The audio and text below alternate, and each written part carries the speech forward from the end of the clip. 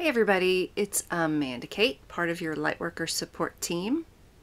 And this is a special bonus video that is from a personal channeled reading that I did for someone with her permission about the decision to separate from God and how that's made. Kind of like how to me, it's like how we incarnate, how we decide to go out and do anything apart from being part of Source or God. So I thought it was good, and the person I did the channeling for thought it would be a good idea to share it, and I think it's a good idea too. So anyway, we get two perspectives. We did, of course, I do the Arcturians first, but there's just such a broad, like a higher perspective. Like, they don't have negative polarity and they can see the big picture. They're really great about that. Big picture advice with no negative polarity. That's the Arcturians. And they give a really great answer, but also I wanted to maybe get a different perspective. So my friend suggested we channel Jesus, or I channel Jesus. And I thought that was a great idea because Jesus has been human and ascended, and I just thought maybe he'd be able to give us a more down-to-earth perspective on it. They both kind of said the same thing. Anyway, but first I just want to say, because every time I do my intro, I say part of your Lightworker support team, and I've never had anybody ask what that meant because I think everybody knows, but just to be clear, I know I'm not the only person out there who has fantastic information for lightworkers and for our support, because I consider myself a lightworker too. And I think the people that are drawn to me are also channels and people who are ascending and want to, find out what their purpose is and all that. So, there are other channels like Daniel Scranton and Yolanda Marie, and they channel the Arcturians. There's a lot of other Arcturian channels. And then my friend Yara is a great channel. There's just a ton. There's Bashar, there's Wendy Kennedy, and Lee Harris, and I'm forgetting a bunch of people. Anyway, that's what I mean by part of your Lightworker support team. I mean the people here on Earth, but also you've got your guides or angels, you've got your deceased relatives and friends. You've got beings who you may never have interacted with here or in other dimensions, but part of their purpose is to help us while we're here on Earth and to help with the ascension. So that's what I mean by I'm part of your Lightworker support team. I'm one of many. And I know that, if you're drawn to watch my videos, then you're like me, and I like to watch like a lot of different material. So that's what I mean. Anyway, okay, so I'll come right back and I will read these channels from the Arcturians and Jesus.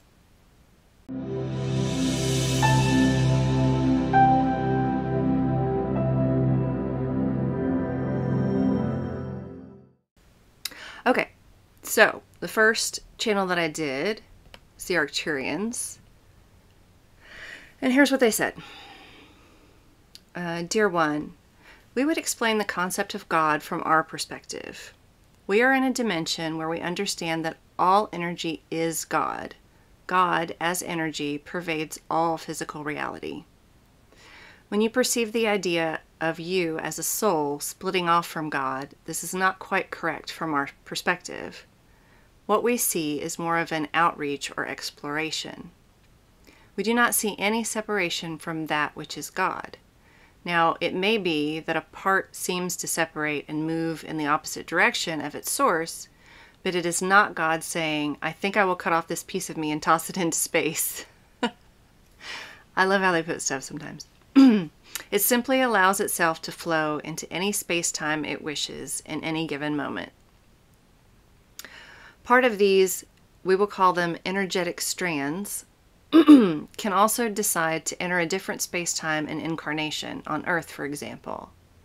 Because God is God, and God is every energy there is, it can move through dimensions and times as you perceive them. However, it is still always a part of God. And so, although from your perspective you are cut off from God, we would tell you that you are not.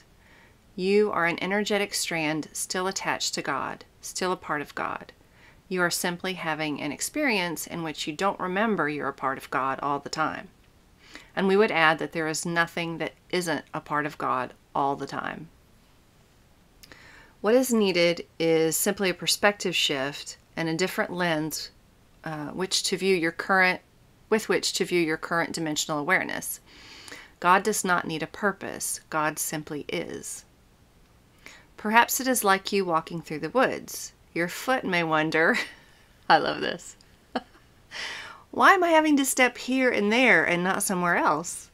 Your mind is not saying, I want my foot to have its own consciousness and experience so that I can experience what it's like to be a foot. Your mind is simply thinking it would enjoy a walk, and the foot is part of the being which has the desire to walk.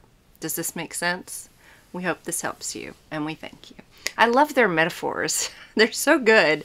like we're the foot going, why are we doing this? Why are we over here? What's going on?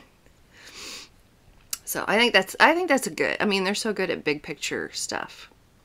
Okay. And so, and Jesus kind of says the same thing. So, and by the way, I've channeled Jesus before.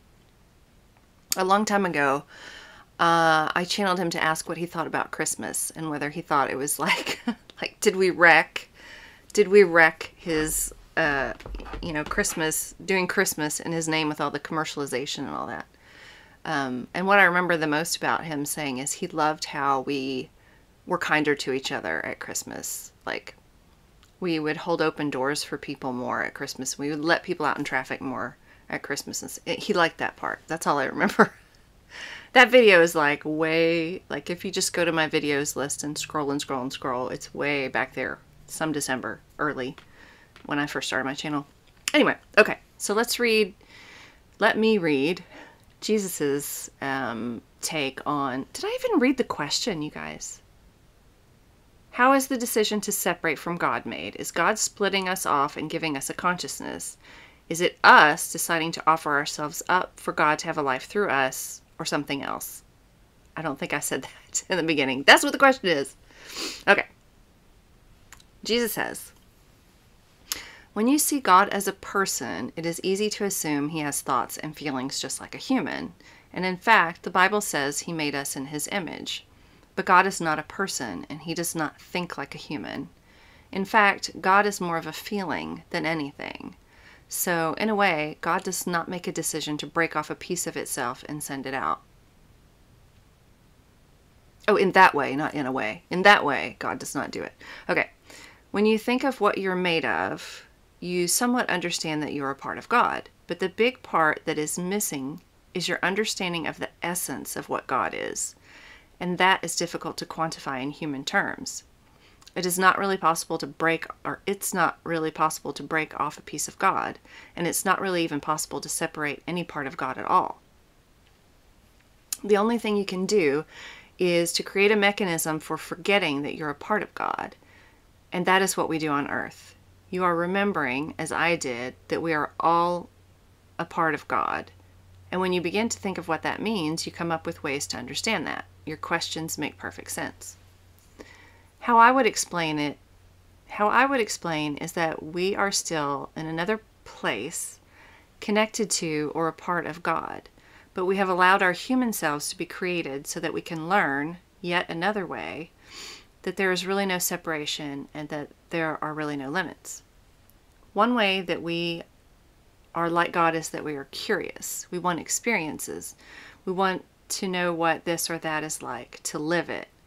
Only God's curiosity is inherent in his being. It is more instinctive. God is simply expanding. You could look at it like it is expanding through knowledge and experience. But God is just being God. There's no motive. God just is. And our experiences as living humans are one tiny way that God is being God. And I should say that every time I refer to God as he or him, what I was really receiving was he, she, it, them, all. But like, how do you say that? So I went with like the theme of Jesus and God in the Bible and referring to God as him. So, you know, that's what I went with. So, yeah. So I found that very interesting. So like, God's not a man in the sky. He's not a human. He's not human. It is not human-like. And I think that's why, you know, when I don't know, I just don't usually use the word God because, you know, I'm just reminded of the God of the Bible who's got human characteristics. So, but what they're talking about is what I call the all. It's like it contains all of us and every energy that we are aware of. And whether there's anything outside of the all, I have no idea because I'm only a part of the all. So there might be some more all out there. I don't know. Or additionals or something. Anyway, so let me know what you think. Let me know what you think of, you know, both perspectives. And what's your perspective of separating from God, or what our incarnations, how our incarnations come about? And because from what they're saying, like we're not separate. We're still not separate. So, you know, the idea of separating from God is not a thing. What do you think about that? Let me know in the comments. I'll come in and answer and chat with people in the comments. I am working on figuring out how to live stream, but honestly, it makes me a little nervous. So we'll see. We'll see what happens.